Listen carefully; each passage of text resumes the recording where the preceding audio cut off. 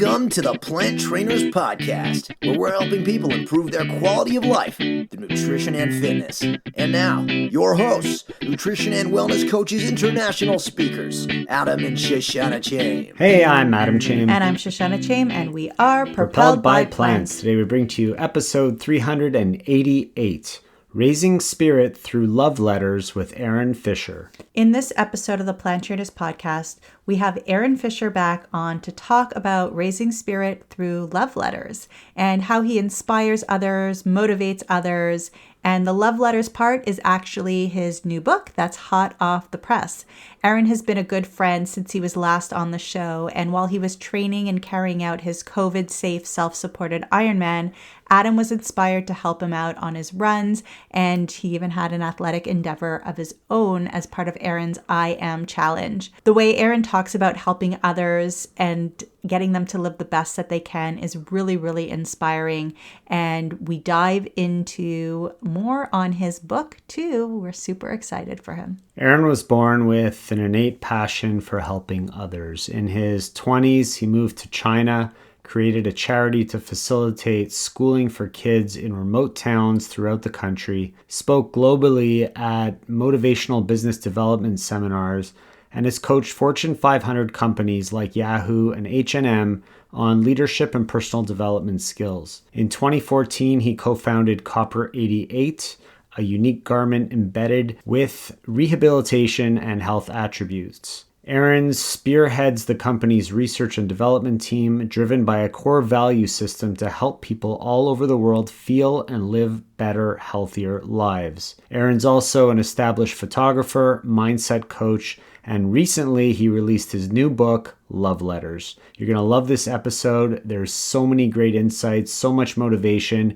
especially taking us into 2021. Stay tuned and enjoy the show. Finding the right toque to keep your head warm with comfort and spreading the plant-based message isn't such a simple task. That's why we decided to put together a fantastic toque made from 100% organic cotton that does the job. Grab one of our plant power toques and enjoy comfort while supporting and spreading the message of eating more plants. Check it out at planttrainers.com/shop to get yours now. And now for a moment of gratitude. I am grateful for taking action, for taking massive action. I had hundreds of sticky notes and pieces of paper with hundreds of people's names on them for different reasons, and I managed to go through them all so that I do not take that clutter with me into 2021, so that I can put all of that information where it belongs and not feel so unorganized and disappointed when I look at it all the time. And I encourage you to find one thing where you could take massive action and do something so that you can go into 2021 feeling a little bit more lighter. I'm grateful for last week because we ended the holiday of Hanukkah and I took the challenge of completing 8 kilometers a day for 8 straight days. And today's guest, Aaron, joined me for that challenge. So I'm really grateful for that. And I know during the conversation we talked about possibly running together. Well, we made it happen. So I'm grateful for that. Aaron Fisher, welcome back to the Plant Trainers Podcast. Awesome. Thank you for having me. It's nice to be back. It's nice to see you with your beautiful background. For those people watching on YouTube, they can see our book. We're going to talk about it soon. But before we do, we wanted to know this time around what you are grateful for. Oh, wow. That's a really good question. I'd have to say just really grateful for good friends and family. I think that's been such a big theme over the last 6 to 8 months. Yeah. I love when you take that extra second just to think before you respond because you're so deep in your thoughts quite often, and really appreciate that. Happy to have you back here.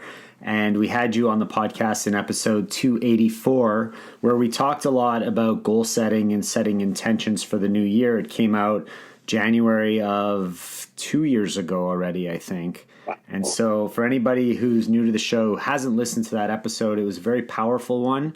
And because the new year is coming up in a couple of weeks, it's a great one to go back and listen to. So we'll put the link in our show notes at planttrainers.com.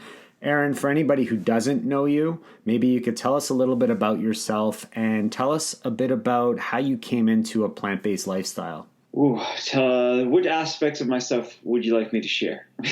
Whatever you want. Well, who is Aaron Fisher? We've gone through your bio, so the bio's out there. But in terms of your plant-based living and that transition that it took you through, just give us a recap from last time so that people who haven't listened there get an idea of what encouraged you to become plant-based and how that changed your life.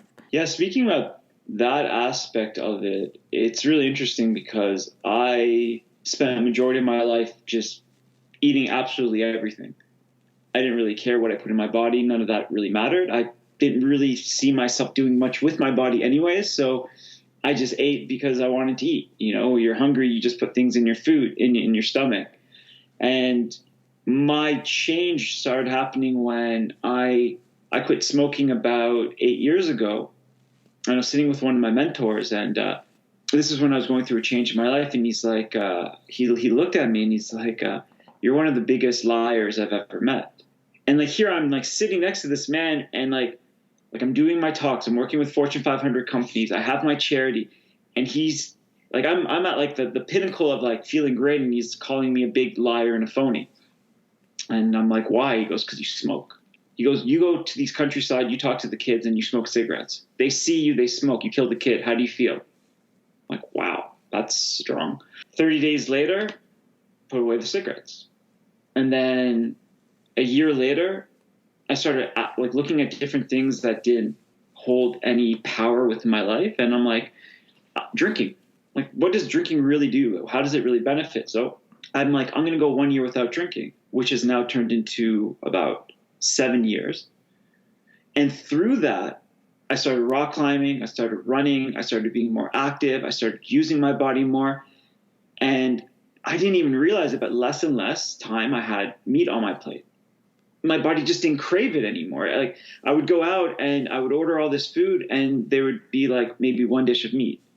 And then eventually just transitioned into me being completely plant-based. It was just, my body naturally gravitated towards that. And since then I've done my races, I've done my running, I've done the company, like I'm constantly like doing amazing things, and I feel so amazing off of the foods that I eat. So I didn't become plant-based for the animals. I didn't become plant-based for anything other than I changed my life, and my lifestyle brought me to becoming more plant-based. And now it's 7 years, I think 7 years plant-based. Yeah. Pretty inspiring story, and it's pretty amazing that you ended up here, and that's how we ended up getting in touch with each other through the lifestyle. And I'm so grateful for that, because we've become training partners to a certain extent and have been doing a lot of running together. Socially distant training partners, but we've been running together virtually and sometimes side by side, and it's been amazing. And I've really enjoyed my time getting to know you, and I appreciate it. So I want to let you know that.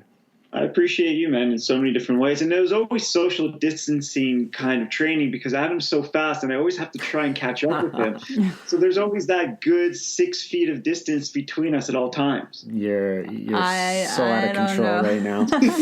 I don't know, but you've always been somebody that has been very in tune with their body and very in tune with themselves, emotions, foods that work for you, that don't work for you, and having an understanding and a sense. And it's not surprising that it wasn't some big movie or some person or a big health situation that actually got you to transition towards a plant-based lifestyle, but that it was actually just intuition and spending the time to listen to your body. Because I do believe that everyone is intuitive, that we've all got the ability to listen more to ourselves, to listen more to the universe, but whether we take the time to do it, and you do take the time to do it, you're fun, but you're also very quiet, and you listen and you think and then you speak. So I always find that very interesting. So I'm going to be excited about what it is that we talk about today.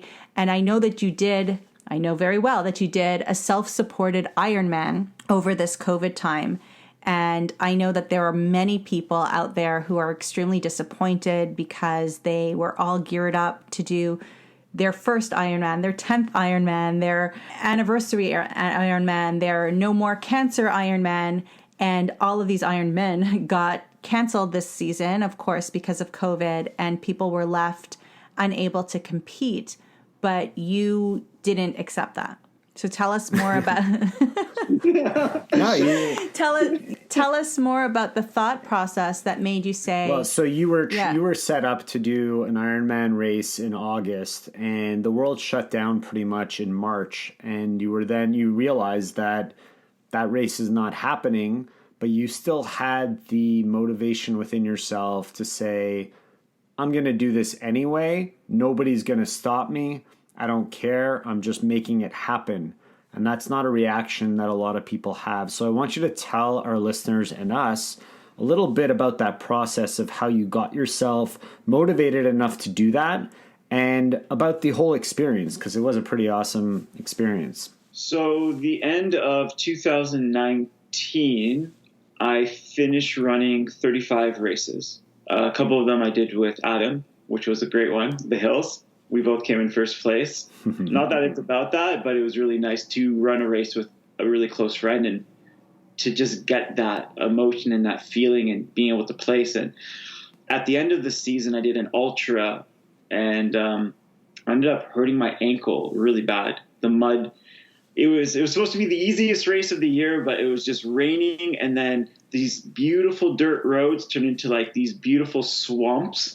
So it was like 13 hours running in swamps, and it injured my ankle. So I took some time off, and I reflected on, okay, next year, what do I want to do? What do I want to create? What is something that I don't know how to do in my disciplines? And Ironman. Like, I'm a runner. I can do ultras and things like that. I can do obstacle courses, but the only time I rode a bike was for like 65 kilometers, and that was literally out of ego and pride. I didn't even want to ride that much. It was in China, and I was riding my bike, and there was this guy next to me who was my tour guide, and every 10 kilometers he'd be like, oh, are you tired? And of course I was tired, but I'm like, no. Are you tired? He's like, no. I'm like, okay, we'll go. And we ended up running like 35 kilometers up this mountain, and like we sat down, and I'm like, he's like, are you tired? I'm like, no. It's like, you tired? He's like, yeah. I'm like, my butt's broken. I'm like, I'm pretty tired. The good thing is the other 30 kilometers was all downhill and made it so worth it. But anyways, swimming was never a discipline. So I'm like, half Ironman didn't scare me. Full Ironman, I'm like, ooh, okay. I'm like, there's a thought, there's a feeling. I'm like, I want to do that. Also, just that feeling of being able to become like an Ironman, to like go into that kind of a distance, has been something amazing. Something that Adam's achieved that I've just been absolutely like, I just admire, and I think is such a beautiful thing. And I'm like, okay, let's do this.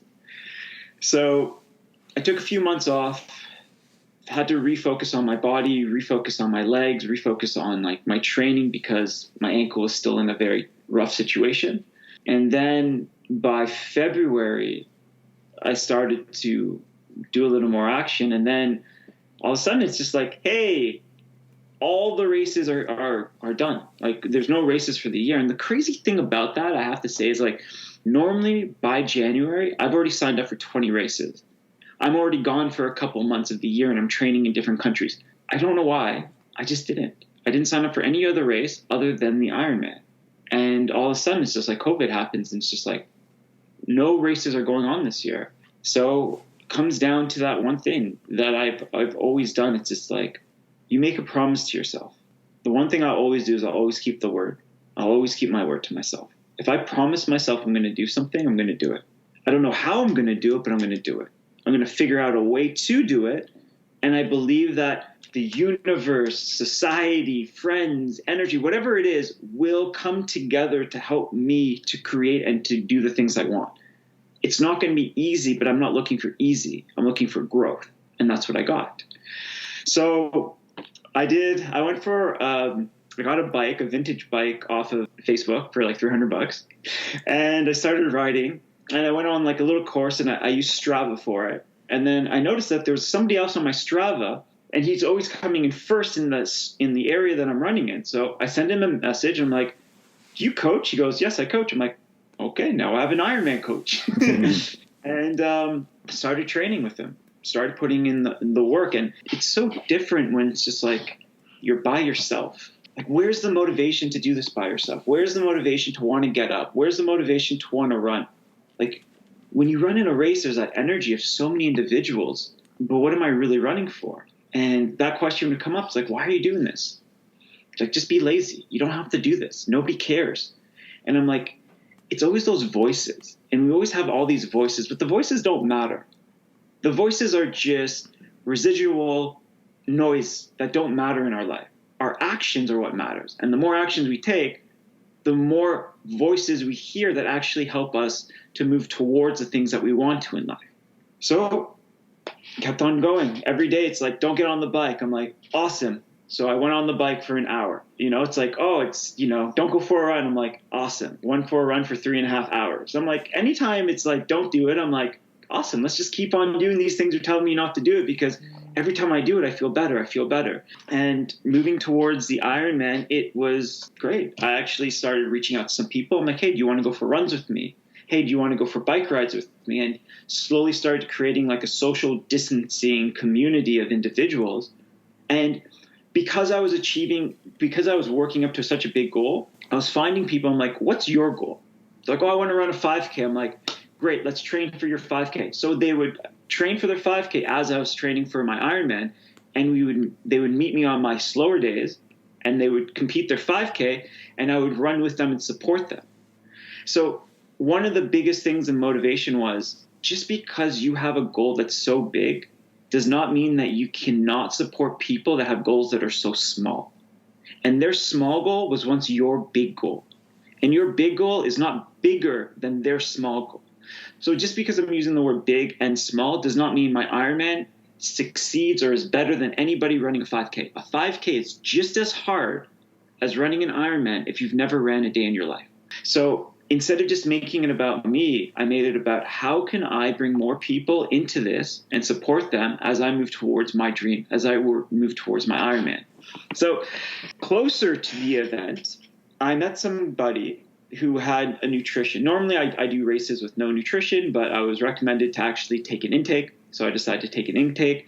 I found this company that does it's like natural stuff, all plant-based. They're called UCAN. They were absolutely great. I took my bike to a bike shop, and I was speaking to the people in the bike shop, and this one guy goes, hey, have you ever tried UCAN? I'm like, I don't know what that is. He goes, it's plant-based. It's great. It's great for your body. Try it out. Sure. Send the company an email. Guy sends me an email back. Customer service was so great. We actually became friends. And I told him about the journey, and he's like, hey, why don't I sponsor you? Okay, let's do it. And we ended up thinking about, okay, so the Ironman is I am Ironman. Why not take this event and make it I am? So instead of it being about me, well, why don't we bring mothers in, fathers in? Why don't we bring anybody who wants to do anything on this day to come in? And if they come in, we'll give them medals. We'll give them swag. We'll support them. Because during COVID, the word I am is so powerful. I am lazy. I am stupid. I am smart. I am strong. Whatever it is you choose to use after I am is what you identify with. So on this day, it was like, how can we inspire people? I am. And the journey kept on going on. I supported my friend while he did his first half Ironman, which was absolutely incredible. We picked the best day because it was the hottest day of the year to go run it. And he almost passed out a few times, but he made it to the end. And then, brought in other people to come and support the I am event. We rented a cottage and then ran it. And the one thing was, my one thing about the Ironman was, the one thing I said to myself is, Aaron, you don't have to do it. You get to do this. This is not about time. This is not about getting to the finish line. It's about smiling. It's about being grateful. It's about enjoying the moment. It's about really connecting with yourself. And it's about making this day as beautiful as you possibly can. Enjoy the process. The goal will find itself. I will cross the line, but I got to smile. So the day of the Ironman was Lake of Bays. Got up, And, we rented a cottage. I had friends there, and it was just like, my mind's like, I can't believe like all these people are here to support me.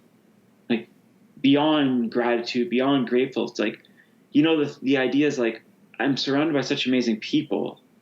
I must be doing something well in my life if all these amazing people are here.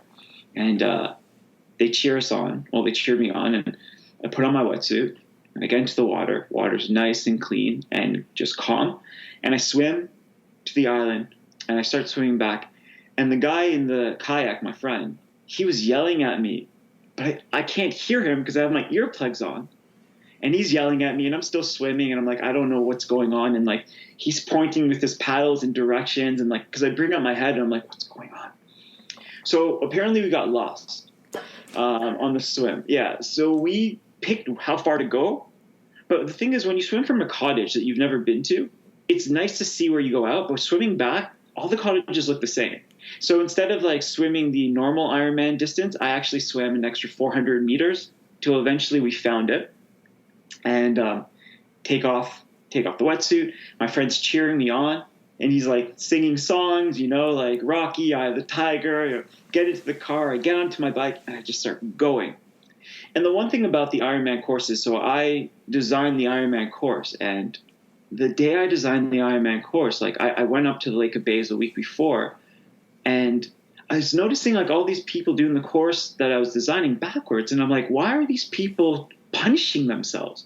Like, why don't they just go the easier way? Well, the day that I went to ride the bike, I realized that they were going the easier way. And I picked the hardest way possible to ride that bike. It was uphill and elevations and nonstop. It went up, and then it went up, and then it went flat, and then it went up. And the whole time I'm just laughing. I'm like, way to go. Way to go. The heat starts to hit in, and the one thing about running and doing endurance for so long is you really connect with things and spirits and nature. And there's a point where I'm riding the bike, and it's getting heavy on my legs, and I just start singing a song. So one of my best friends who passed away, we would sing Chinese songs together because of the years we lived in China. And he was just there next to me, and like I could hear him being like, why are you doing this? And just laughing, not like, oh, why are you doing this? Like, why are you doing this? And just being like, you're crazy. And then singing songs, and me and him having like these most amazing conversations, and just feeling so connected to him, and then moving on. And then the loop, change, people cheering on, then the loop, finish off the bike. And then I had friends waiting for me to do the run. And they all wanted to run together. So we all started running together. And then they looked around, and I wasn't there. And they're, everybody's like, where's Aaron? I was in a bush pissing, and it just needed to happen. I'm sorry. Like, you're riding, you're drinking a lot of liquids. You just need to go. You're supposed to leave that on the bike. Yeah. No streams for anybody. And yeah, just running and just smiling and just laughing and just enjoying myself the whole time. Like, stopping, going for a walk. And the thing is, people at cottages, they're just waving at me, and I'd stop and I'm like, hey, how you doing? They're like, what are you doing? I'm like, just going for a nice run. They're like, oh, it's a great day. I'm like, that's a great day too. And I continue to go on, and that energy of like people around and just smiling and laughing and just making the moment was the most important thing. And when I got to the end of it, about 13 hours after, and I finished, I was still full of energy. People are cheering me on in the end, and like seeing my friends come out running, achieving goals that they normally wouldn't. People giving everybody like IM medals, and like making it into such an amazing event with me and a whole bunch of people that came together for it. It was absolutely incredible. So that's a little bit of the Ironman story. I always love that whatever you do, there's always an adventure associated with it. No matter what it is, there's an adventure, and you always tend to find the positive side of things. So no matter how down you get or how hard things might be, there's always a positive side and a positive spin and perspective that you put on it. So you took the I am that so many people right now would finish that sentence with, I am alone, or I am lonely, I am having a real hard time with COVID. and you built this community around an event that you were running on your own. And I think it's something that so many people benefited from and are probably still benefiting from now. And I know that you inspire me to keep going and keep training and keep pushing myself to see which limits I could exceed, because we all have our own limits that we can all go far behind. And I know you keep pushing me harder and harder to do that. So thank you for that as well. What did you want to say? I just wanted to say that that's a great story. And when you I just keep going back to, when I make myself a promise, I'm going to keep it. And you created opportunity for other people to make promises to themselves and keep it too. And I think that's part of what we try to instill here at Plant Trainers, where as we were on our journey, we were 100% plant-based when we started this podcast, but we wanted to learn more. We wanted to spread more. We wanted to learn more ourselves and make sure that we stay committed to ourselves and to our family. And by creating a podcast where we're showing up every day and people are like, okay, what's next? What's new? We've pulled so many other people into it, as well as we have the commitment to ourselves. We can just go out and take all these courses with all of these amazing guests that we have on the show. But when we put in the effort to bring them here and to share it with everybody else, we're enriching other people's lives too. And we feed off that energy. It helps us grow. It's our purpose for being here. Mm-hmm. And we see that with what you've done here too. Let's take a little break so I can tell you about our plant-based comfort foods cookbook. This is comfort food, but I'm telling you, it is healthy. Most of the recipes are gluten-free. All of the recipes, except for 1 or 2 desserts, can be made completely oil-free and have oil-free options right in them. The pictures are going to make you drool. This book is above and beyond what we have put out there before. We're talking about red sweet potato curry, garlic zucchini and tomato pasta, vegan tahini tray bake, tofu pad thai, chocolate brownies. This is amazing. You're going to have enough food for weeks and weeks. And the great thing about this is that we've also included a meal plan and shopping guide to go with it. So if you just wanted to print out that page and go shopping, you'll know exactly what to make for the next 2-3 weeks. This is incredible. Please check it out in the show notes, or you can go to planttrainers.com/shop and check out our plant-based comfort foods cookbook. Guys, this is going to blow you away. And now back to the show. I appreciate it. And it's really beautiful to see the things that you guys do and how you inspire other people, how you're constantly helping other individuals, how you're on your own mission, and you're just you're always holding this beautiful space of growth for everybody.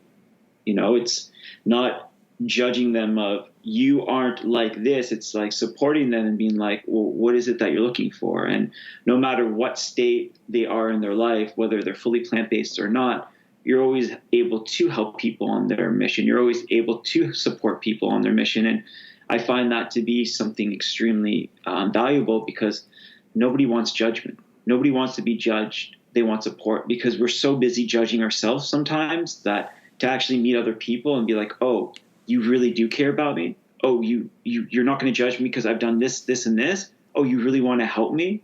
Oh, you're actually listening to me? Thanks. And I have to say that that's what I really admire and respect about you both. Thank you. We appreciate that. But this show's about you. So I wanted to, it's very timely, but I wanted to show everybody who's watching on YouTube this book that you have that just came out or is just coming out, or a bit of both. Love letters. You could show, oh, you've got one as well. Look at that. It's popping up everywhere right now. But it's a really, I think, timely. I mentioned I am alone. I am lonely. There's a lot of people feeling that way during this pandemic, during COVID. And your book that came out is called Love Letters. And I want you to explain to us a little bit about why this book right now. And I know on the back it says, I needed this in this very moment. And that's very interesting because of what I just said. And as I lifted it up, I see it on the back. So I just read it. But that's pretty cool. I want you to maybe tell us how this book came about and why now it's so important for people to take a look at it. So the story about the book was, I've actually written 3 books. First book was to prove to myself that I can write a book, and that I keep only for me and on my shelf to show myself that all these self-doubts that I have and beliefs that I have are just beliefs, but they're not mine. They were given to me, but it doesn't mean that I have to receive them. And having it on my shelf allows me to remember that these were just somebody's opinion at some time, but it's not my truth. The second book that I did was more of like a memoirs that I just wrote from my time coming back from China, once again, something for me. And this book, I actually had all my passages that I had from Instagram, which has been over 7 or 8 years. And I didn't know what to do with them. So I gave it to my partner, and she spent all this time and she broke them down and she compiled them into like 100. And then I took it from there and I broke it down into the ones that I liked. And she's like, you know what, there's a theme to all these posts. Yeah, passages. And I'm like, she's like, they're like love letters. And I'm like, wow, that makes sense. And if it wasn't for her, this book, Love Letters, wouldn't have come together. But the writing inside of it was, remember when you were younger, maybe you had a journal, maybe you had a diary, and you would write in it, and you're like, there's always that, like, there was like that moment of like, oh no, what happens if somebody reads this? What do people think about me if they really understand like who I really am? It's just like, and then you censor it in case a hypothetical person reads it. So you're not really fully sharing who you truly are with yourself, which causes more rifts and just ways to not really connect with yourself. Well, this book is me sharing myself. It's 100% me, like no filter, because I believe that when you share your truth, you give somebody permission to share their truth. But my book was not written for other people. It was written for me to give my truth to myself.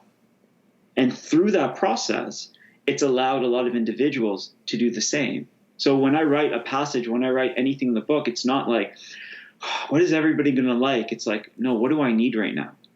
Do I need a poem? Do I need a motivational passage? Do I need to talk about suicidal thoughts? Do I need to talk about eating disorders? Do I need to talk about the battle that rages in my mind sometimes? What do I need right now? How can I take what's in here and just put it on a piece of paper to look at it, to take that breath? And that's what the book has, and that's what it became. And it's been absolutely incredible, the feedback that's been received from this book as well. And yeah, you're right. Right now is a very timely time. Because right now there are so many things that we're going through. Mental health, a lot of it is going up. A lot of depression, a lot of anxiety. It's on a rise because we're not really connecting so much as humans. So what do we need? Well, we need a little more love. And how do we get love? Well, one letter at a time. Well, what does that look like? That's your choice. And this was mine. And this is how Love Letters came to be the way it is. When you first look at it, you almost think that it's going to be to your love, right? To your other person, to your partner, to your, you don't really know what to expect. And when it arrived, our daughter opened it and she started reading them. And it was almost like she needed to get through 2 or 3 until my brain registered to say, oh, no, these are not letters to somebody else. These are letters to me. These are to keep me motivated, to keep me on par, to keep me knowing that I love myself. And it was very clear. But you know, when you expect something, it's almost like your brain makes it happen. And then my brain had this big like moment of no, Shoshana, pay closer attention. But it was really interesting, and it was exactly what people need. And we do see such a big rise in mental health issues now, you know, much bigger rise in suicide. And if everybody had a book to support them, how much easier their days might be, and for people to create their own love letters to themselves and be inspired to do that. Is that something that was on your radar too, hoping that people would be motivated to write their own? 100%. To start with the love letters is step 1. I'm going to be holding like love letter workshops where people can write love letters.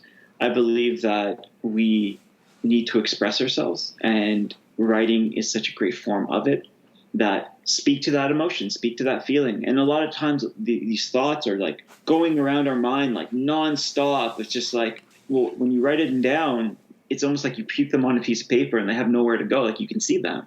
And once you see them, you can actually become more in control of them. You can let them flow. You can let them become. You can play with them. You can be creative. You have more of connection of how they will become in your life. So it's like, well, I feel worthless. Okay, so let's write down worthlessness. Okay, dear worthlessness, and let's just write down all these thoughts and these feelings that you have within. And then it's all of a sudden you like this like cathartic feeling happens. You're like, oh, so I'm not worthlessness. It was just a thought. Oh, okay. If I'm not that, then maybe I'm not a lot of these other things I have. Well, let's write these things down, right? And I don't think that writing is the only way to get this out, but I believe writing can be super powerful. Pen to paper. That's why they say the pen is mightier than the sword, because the sword only cuts the skin, while the words and the thoughts and emotion can haunt the soul.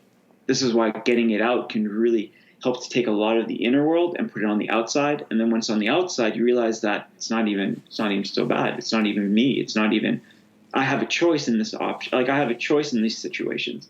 You have so many different passages and poems, and some are short, some are long. Is there one that's your favorite in here? So I've been on a few talks already, and I've been asked this question, and no, it's not like I'm saying I love them all because I wrote the book, but I'm saying I love them all because I wrote the book. Right.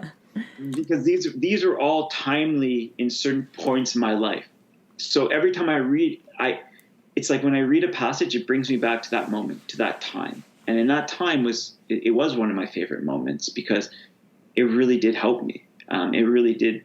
Yeah. So I have a very big connection with all the passages and things in the book. They're really great. A lot of them just hit home, and you could open it up on any day to a different page and read something that will just spark. I mean, I just opened this right now while we're talking, and it says, "I love you not for who you were or for who you think you will be, but for what you are now here in this moment with me." And it's just thank you for being here with us and for putting this out there, because there's so many messages in this book that are going to really help so many people get through these tough times. And I mean, yeah, did you want to say something? No. You like that, eh? I like that. I'm pretending you wrote that for me. Yeah, I wrote that for you. I wrote that for myself. I wrote that for you. Aaron Fisher wrote that for everybody, and everybody can pick up their own copy. I'll put a link in our show notes to the book so people can pick it up.